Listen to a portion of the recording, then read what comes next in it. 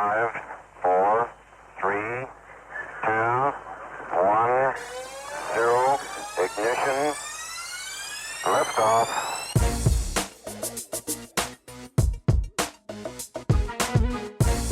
You're listening to the GHT Overland podcast. Welcome back. Thank you for listening to the GHT Overland podcast. This is where you get the greatest interviews and insights from overland travelers around the globe, learning from their stories and experiences as we interview overlanders from places like Australia, Africa, the Americas, Portugal, and beyond. You will learn the basics to the advanced in overlanding, so buckle up and get ready for more adventure. I'm Chris. And I'm Lisa. This is part 2 with Mark and Jolie with the Way Overland. Last week, we learned about their insights on a pop-up roof opposed to a rooftop tent, tips on preparing your vehicle for transport, and a very important topic of two people living shoulder to shoulder 24/7.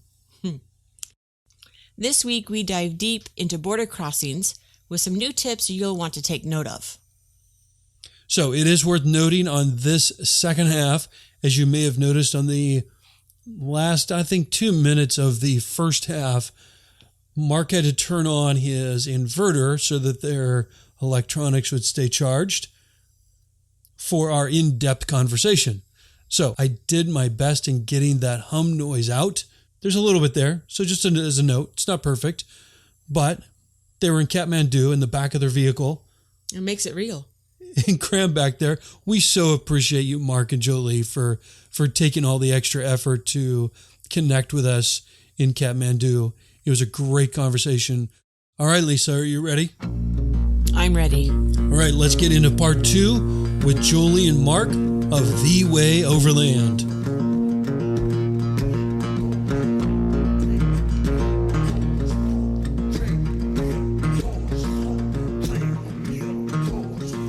Do you think that doing the YouTube vlog has helped you with some of the video that you guys create and when you're doing the interviews or talking amongst each other? It really comes out really well. Do you think both recording that and then doing the editing to post it on YouTube has kind of helped in that matter at all? Yeah, we've taken it in turns to kind of do the editing portion of that. When we were in Australia, we actually did Australia quite quickly because we wanted to get into Indonesia before the wet season, or see some of it before the wet season. So Jolie was doing all the editing in the Australian portion and into Indonesia.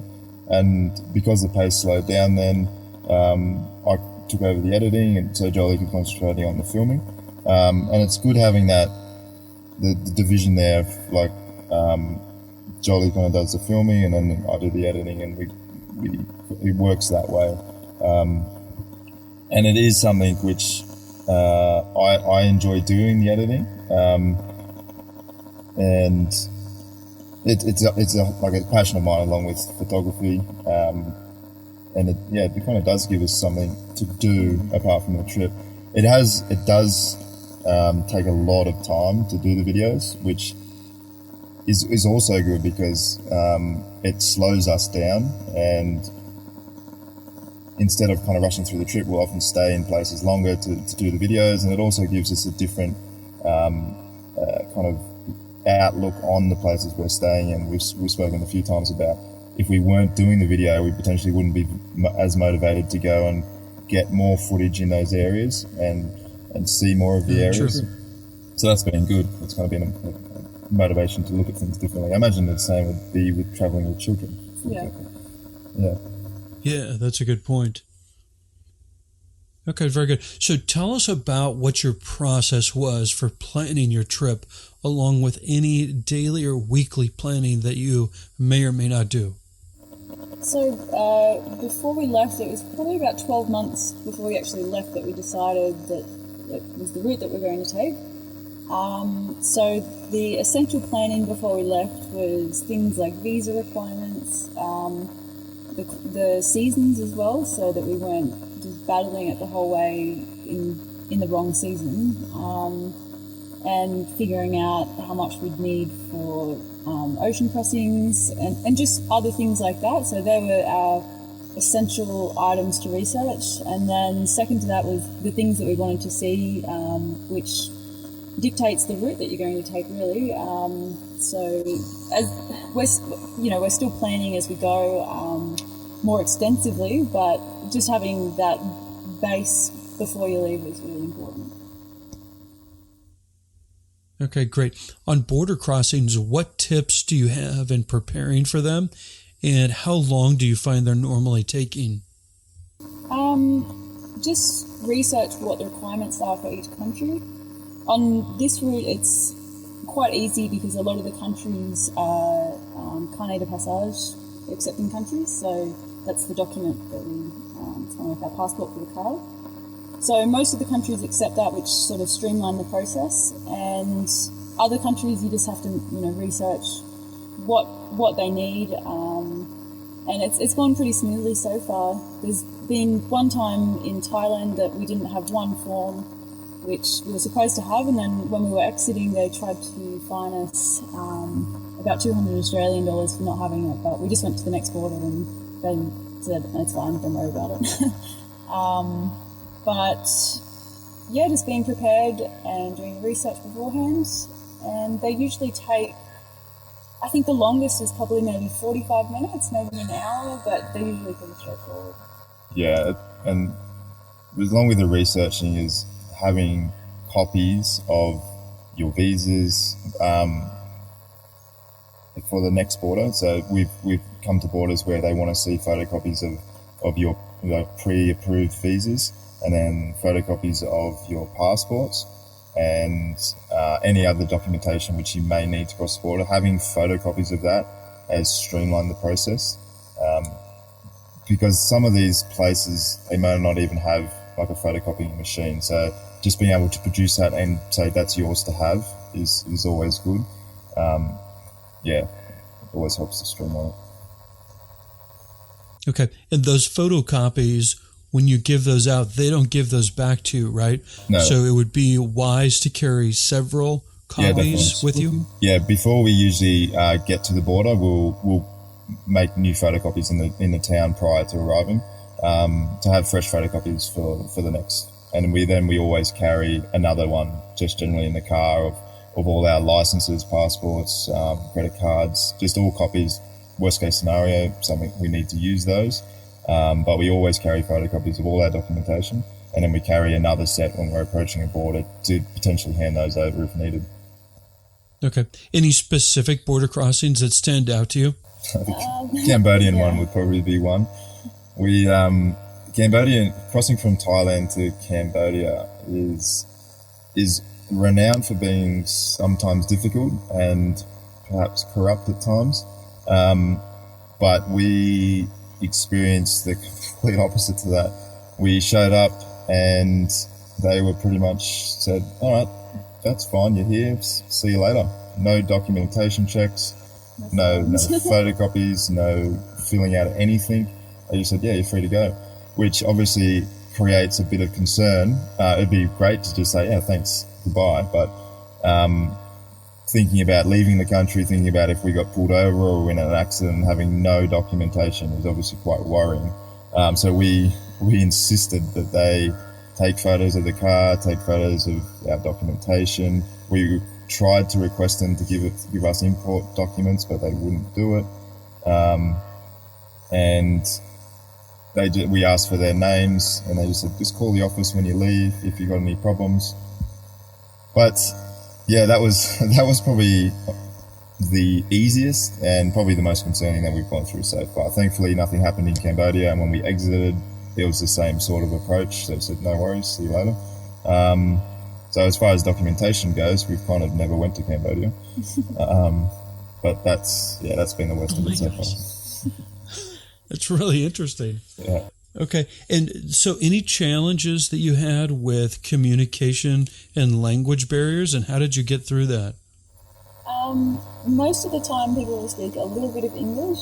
Google Translate has been our friend, especially in countries like Thailand, Cambodia, and these sort of countries where language, they have a completely different, like, it's a different alphabet, so I wouldn't even know where to start reading it. And if they don't speak English, it comes up on your phone in their language, so that's been a great app to have. And then, just try and learn the basics of the language as well, like hello, thank you, maybe the numbers as well. The local people really appreciate you making the effort too to learn the basics. And it also, if you're shopping in a market, that makes a huge difference to know those basics, because they will try and charge you, well, not always, but they will try and charge you, if they can, a Western price.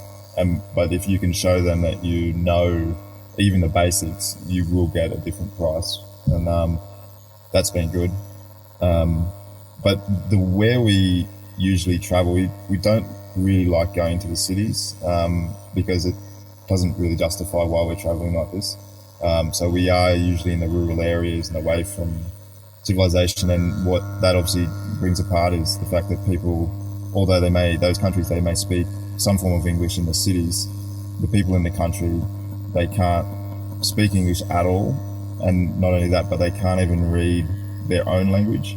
So there is communication barriers there at times, but we usually just get by. As long as you come across to them as being friendly, smiling and pointing, you get a really good reaction to these people. And that's something which we could not recommend more, is having an open mind and conveying like a positive kind of persona to these village people, because you're driving into these villages with essentially a spaceship to them, and it's quite the initial reaction you get is if it's not friendly, they're going to obviously get a bit concerned that you're here to do something which might jeopardize their farms or something like that. So, any specific safety planning you do, or tips you can provide our listeners on safety and security? We have some safety things for like our laptops and stuff like that, so they'll be able to lock away.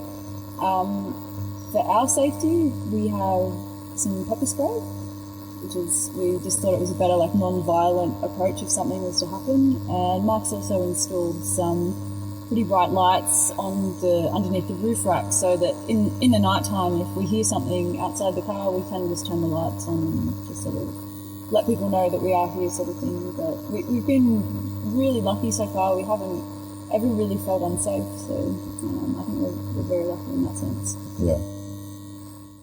Have you had any trouble getting through the border crossings with the pepper spray? At the border crossings, they're very relaxed with doing searches of the car. Or relaxed, I should say, non-existent searches. We've only had our car looked in once, and it was open the back doors and they just sort of looked in and had a look in the toolbox, and that was sort of the extent of the search. So no, we haven't had any problems. Yeah, at all. They haven't looked. Apart from that incident that Jolie just mentioned coming into India, prior to that, the most that we've had was someone ask a customs official ask us, are we carrying any guns? Are we carrying any drugs? And if we feel like, how is our health? And that was just simple questions. We answered no, obviously, to the guns and drugs, and yes, we're feeling fine. He said, okay, see you later. So that's been the extent of our vehicle searches. So we could carry whatever we want in the car. Obviously, we don't for obvious reasons, but no, we haven't had any problems with carrying really anything in the car. And what are some tips you have for safe money management? We also have another safe in the car, so if we are carrying extra money, which I don't want to carry around with me, we can lock that away in there. And it's always good just to have some as a backup anyway. And then we just sort of will get money out from ATMs. ATMs are sort of everywhere here when we need it, and then we're not having to do as many currency conversions as well, because we're changing countries more frequently because they're quite small countries. I think that's about it. Any other tips you've got for managing or changing currency from one country to another? It's very handy to always keep some US dollars. A a lot of the countries require that you pay for their visa in US dollars, but a lot of the time they don't accept credit card, so just having that cash on hand is always really good. And then also, because we are sort of away from cities a lot, it's to go to a converter somewhere, a lot of the time they won't just have US dollars to give to you. So when we can get it, we will sort of just make sure we have enough for upcoming countries. And then the rest of it, just sort of, and a lot of these countries as well, their currencies are usually a lot bigger than just like $1 sort of thing. So when you withdraw money, you're sometimes a millionaire, which means that you can't generally withdraw that much money. So I might have a little bit left over when I cross the border, enough to maybe just get something at the border town to eat or something like that, and then I'll just go to an ATM sort of straight away. Yeah, and on withdrawing at ATMs, if I'm not sure what's available globally, but there is travel cards which have a zero transaction fee, zero fees internationally, and I would not recommend getting one of those because you do end up paying a significant amount in conversion fees and withdrawal fees. So that's always heavy. And so from Australia, what cards do you use? Most people in the U.S. are going to use a Charles Schwab or a Chase account. What are you guys using? There's a company called 28 Degrees, which isn't one of the big banks, and they just have really good fees. There is the big four banks generally in Australia have their own travel cards as well, which have reduced fees as opposed to their normal credit cards or debit cards. But there is a few specialist travel cards like the 28 Degrees one, which is great for international travel. Essentially no fees associated with it. Do you work on the road? We've just sort of committed to making videos. It's a full-time job in itself. We do, we get money from the videos on Patreon. We've got a few generous people who donate to the video production, which is great, because the videos we do, there is cost associated with making the videos, with like music subscriptions and data charges, and because the computers need a lot of power to process these, and we're often finding ourselves we have to go to cafes and the like to sit in these, so there is costs which are associated with that. So we do make some money off Patreon to cover those costs, but that's essentially the extent of our work at the moment, and we enjoy it, so that's good. That's good. And planning that Wi-Fi access, you're going to go to a cafe. How long do you usually find that you're there to be able to do the upload to YouTube? It depends on the Wi-Fi connection in the cafes, but we usually go to the cafes not so much to upload, but to use their power because the computers are drawing so much. We can do it in the car. Oh, gotcha. Okay. But it requires us to be in full sun. Like the solar panel needs to be full sun because the inverter is running hard to keep the computers, because they're high-end software programs. But thankfully in Asia, getting local SIM cards is very easy to do, and the data packs are quite reasonable. So like we're talking to you now on our data packs, and the connections are good everywhere.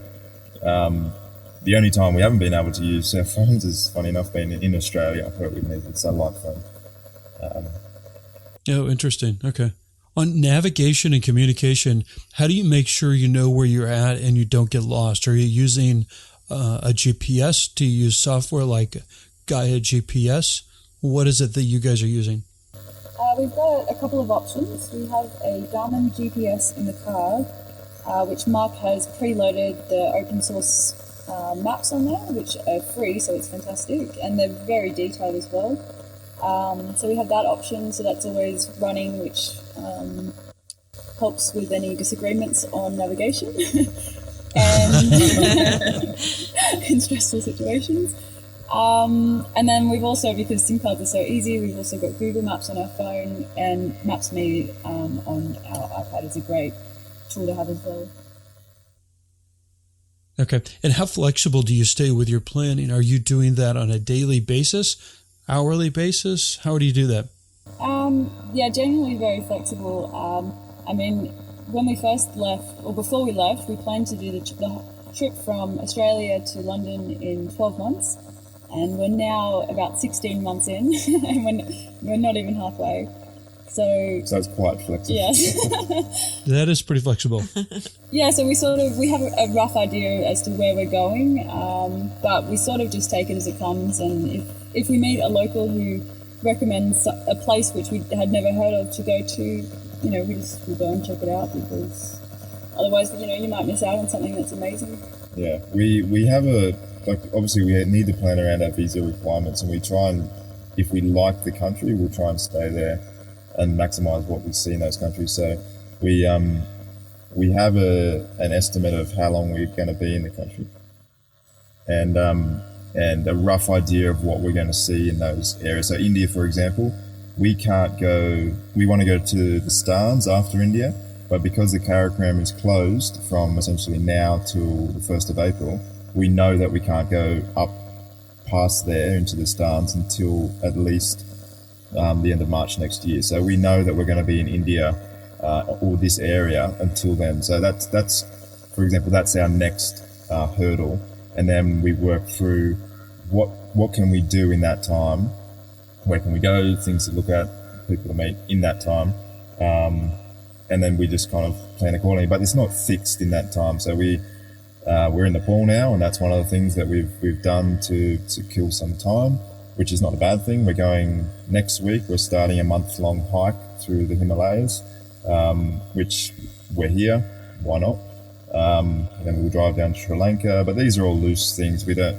The only real timeline we have, or deadline, is to be at the start of the Karakoram as soon as it opens next year. Okay. And on communication, anything you use besides a cell phone? And then also, what do you use for a backup if you have something in case you need to get in contact with somebody? Do you use like a Garmin InReach or a Spot? So we just have our local SIM cards, which the coverage has just been flawless since we left Australia. But we also have a satellite phone if we need to. And then we also have what's the thing called? We just have a personal locating beacon as well, which is just merely for if we face ourselves in any sort of problem. Our sat phone is a sat sleeve, so it turns our iPhones into a sat phone, and that's registered with an Australian phone number. So when needed, people friends and family in Australia can call that phone for the cost of an Australian local call, which is really handy for us. Okay. But as I mentioned, the only time that we've been completely out of reception for extended periods has been in the Australian Outback, which is not a bad thing. It's sometimes good to have that disconnect. Okay. And on vehicle maintenance and repair, how do you plan for those remote road repairs, or have you? It didn't really sound like you've had to do much yet, right? We carry a full set of the basic spares. So we've got a full change of oil, filters, belts, hoses, and I've just got all bits and pieces, electrical cabling, all those basic essentials which you need to carry. And that's right. We haven't really needed to do anything prior to leaving. I think the most mechanical problem that we've had was prior to leaving Thailand. There was, which looked like oil coming out of one of the rear wheels, leaking out of the outside of the axle. But I thought it was one of the seals had gone, and we completely disassembled. I carry a full set of seals and bearings. We repacked and replaced all of those, and it turned out it was just the seals were fine. It was just a gasket which was gone. So that's really been the extent of it. And apart from that, it's been good. Just continual maintenance. So I do the servicing at the basic intervals, and just making sure that prior to departing on like a longer trip, the roads in these countries, Thailand and Malaysia were very good, but all the other countries have been very bad. So the vehicle, it does take a big toll on the car. And so if we're going to drive any more than 100 kilometers, I'll do a check on the car before we leave, make sure everything's where it should be, everything's tight, and just making sure that we're on top of those issues before they potentially get worse has, I would say, prevented any major problem from happening. Okay. And do you guys carry one spare tire or two? We've got the two, and it's probably not as required over here. I'd say the only reason you probably carry two in these areas is because you probably wouldn't get that size here. It's a 285, 75, 16, which, yeah, we carry those for peace of mind, but in the Australian Outback, it's almost a necessity to carry two spare tyres because the roads are heavily corrugated and you're a long way from anybody, and I've heard stories of people blowing even both their spares, so it's a smart thing just to carry more than one in those areas. Okay, great. Let's go through some onboard necessities real quick. We may have covered some of these before, but we'll just cover them again real quick. How much fuel can you carry, and how far does that take you? We carry 180 litres, so we have two 90-litre tanks, which are factory tanks, and that on average gets us about 1,200 kilometres. Not entirely sure what the conversion is, but yeah, so we're happy with that. Okay. And how are you managing water use along with any tips you've got for purification? We've got a inline water filter. As I mentioned earlier, the water that we buy is already purified.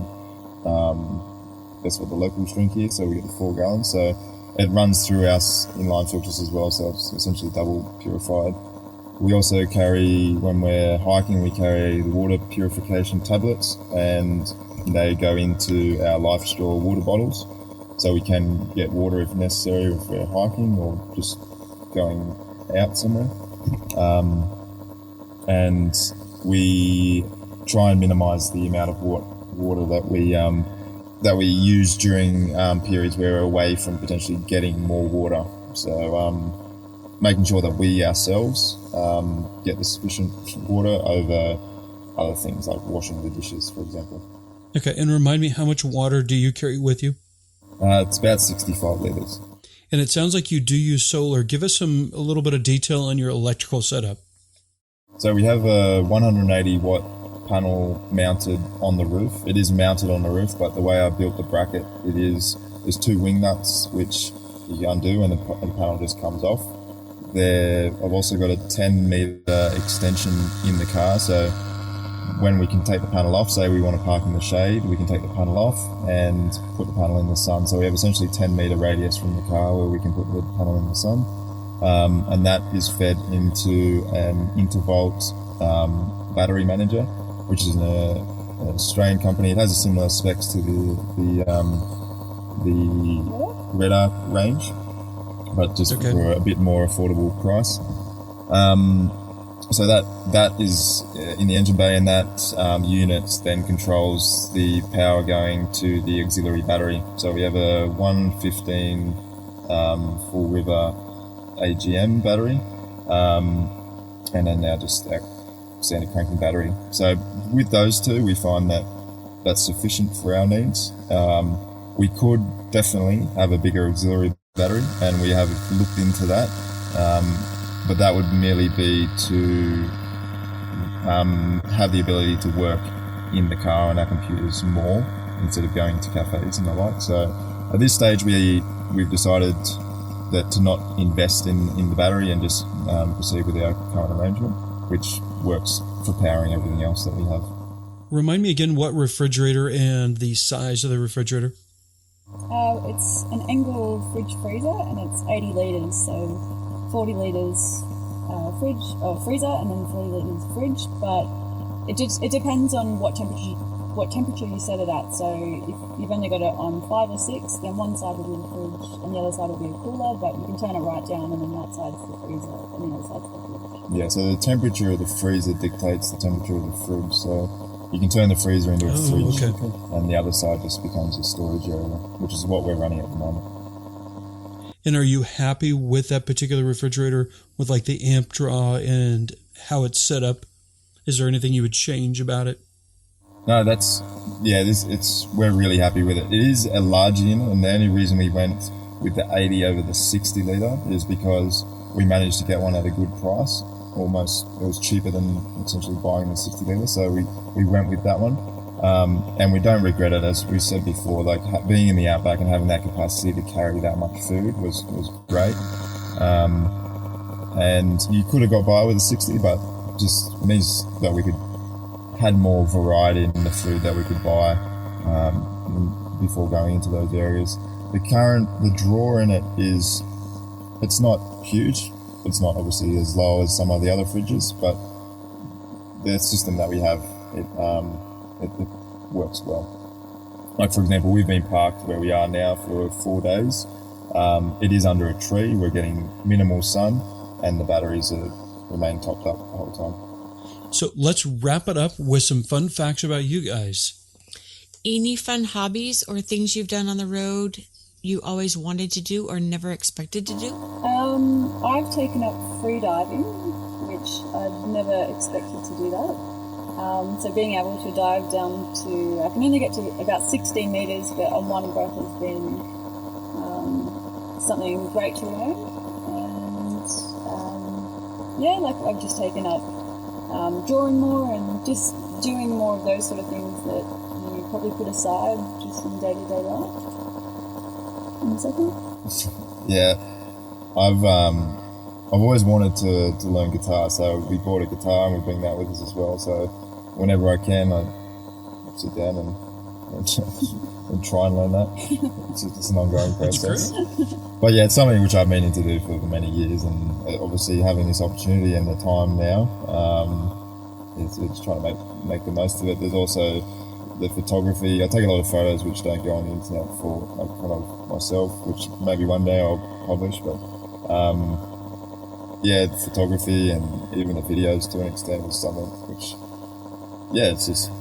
it's become a new passion, and it's great having that time to do those sort of things for yourself, which you may neglect when working. And what keeps the co-driver occupied on long drives? Holding on. Holding on. The traffic is so scary sometimes. So, there's a bar in front of the passenger seat, which I can hold on to, and it has a nickname called the Jesus Bar. So, I love it. So I hold on to that a lot. And then if it's a bit more relaxed drive, maybe I'll entertain Mark with some karaoke, which he loves. Okay, we want to see that in the next year. I don't think you do. I think it's terrible singing voice. That would be entertaining nonetheless. And just looking at the world go by as we drive through. You also do like planning for like where we're going. Yeah. Like potential places to stay, or pre-planning the routes for the next days. And the like. Do you guys use Overlander much? We do actually, and where we're staying right now is one place which is on Overlander. It especially in cities we use it more. What's your favorite drink in the morning to get you going? Strong coffee. And what's a favorite beverage at night to wind down after a long day on the road? Wine. A wine, a red wine if we can, but they're sort of few and far between these days. No, they're wine and alcohol is very expensive in these countries, so it's a bit of a treat these days. But the local beer is cheap, so might have a beer every now and then after a long day's if it's been a rough day. Yeah, there you go. So, what is your best advice to aspiring overlanders like us? I guess from a planning perspective, you don't really need the biggest and the best of everything. As long as you're carrying like things like something which is smart and serves a good purpose, that's like should form the basis. If you've got space, you don't need to fill it just because it's there. Like people have been surprised by when they look at our interior how minimal stuff we carry and how much spare space we have, and I guess for me, traveling overland before, I realized that you don't need everything. If you're going to use it once in maybe 6 months, and it's not like a necessity for emergencies, you probably don't need it. And like clothes is probably the biggest one. I'd suggest pulling out what you think you need and then halving it, and then even maybe halving it again, because you just won't wear it. And so that's probably from the planning. And then, also, sorry, just continuing on with the planning, like, make sure that you do planning, but don't be super strict with your schedule. Like, have an open mind to different experiences that someone might recommend for you to do, because they're some of the best experiences which we've had so far. Yeah. Just sort of go with the flow and respect the locals, and I've mentioned before, have an open mind. Like, for where we're going, we go through different cultures, and they've been doing that for like hundreds of years, and that's just what they do. Although we may not agree with it, the worst thing you can do is put your Western mindset onto them. Like, that's what they do. So just be open to it and just accept that that's how they are. And we've noticed that talking to other overlanders, that attitude really changes how you experience that place. And if you can approach it with an open mind and be positive and just accept that's the way it is, well, the people are more open and accepting of you being there. And we've had some great experiences relating to those sort of people.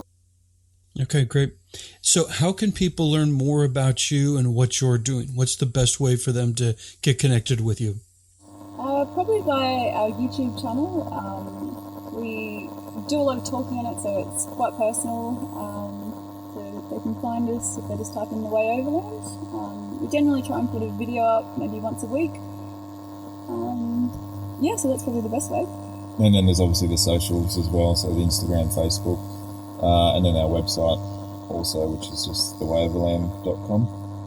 Check out the YouTube videos they do. We certainly like them, and we think you will like them as well. Mm-hmm. Thank you so much for your time. We are humbled that you've given us such an amazing look into your world, experiences, and knowledge. Safe travels and adventures to you, and we hope to catch up with you again soon. Yeah, absolutely. Thanks, guys. You. It was a pleasure. Cheers. Yeah, thank you. And thanks for letting us on. Really appreciate it. Yep. Cheers. No worries. Bye.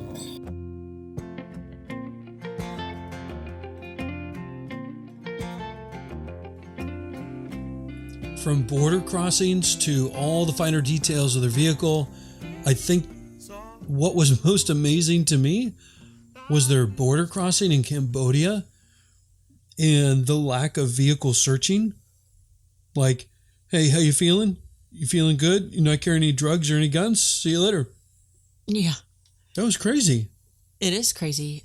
So Mark has a really good point of they're so lax at their border crossing to have them take something, documentation of them. Yeah, I would agree. Instead of just going to the border crossing and they're like, hey, nice to see you. Thanks for coming. Have a nice day. Off you go. I think it was really smart and good advice to make sure that you do get documentation that you've entered the country. Yeah. So a lot of really good information and a lot of new information that we've not heard before. So a little rough with that 60 cycle hum through the interview, but I don't think it was that bad.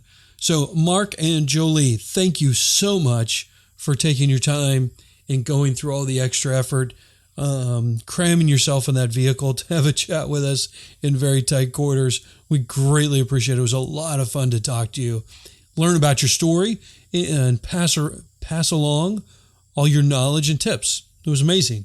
So thank you. Thank you. So something new that we put on the website this time of year is the gift giving season. Whether you're into giving gifts or getting gifts or giving yourself gifts, not sure. In any case, we created a gear and gift guide. Now, this goes beyond just being a gift guide. These are all the top pieces of gear that have been mentioned in the podcast over the last year. So not stuff that we just arbitrarily come up with. This is the stuff that all the folks that are out overlanding and have the experience are recommending. We have put it together in a way that hopefully is very easy to go through. It's not a bunch of pictures or a bunch of extra verbiage. It's just, hey, in this category, these are the top 5 things. Next category. So hopefully it's easy for you to go through. Definitely give us your feedback. Let us know what you think. And you can go there and click on those links. To be fair, those are affiliate links. So hopefully that can help us pay some bills for the web hosting and such. But more important, all the best gear, very easy to go through, and links to get them on Amazon in most cases. So hopefully we make it super easy for if you have that significant other that you have no idea what to get them. There might be something on there that will suit their fancy. Yep, and equally, if you're just looking to go on a trip and get the best stuff that has proven itself to be worthwhile, it's there.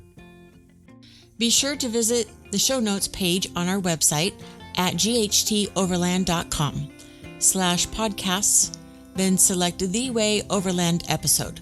All the details and helpful links are there. Then you can send any questions, suggestions, or feedback to us at ghteoverlandpodcast@gmail.com. Or if it's easier for you, feel free to send a direct message either on Instagram or Facebook, and we'll get that as well. If you have an Amazon Echo, remember to tell Alexa, play the GHT Overland podcast. So we'd love it if you'd connect with us on social media at GHT Overland. Be sure to share the episode with your friends who enjoy travel off the beaten path. You get extra credit for that. Now, before you race off, it would mean the world to us if you'd rate and review the podcast, give GHT Overland a little iTunes love so we can reach as many Overlanders as possible. Thank you, and we will see you next Thursday for a brand new episode of the GHT Overland podcast. Bye.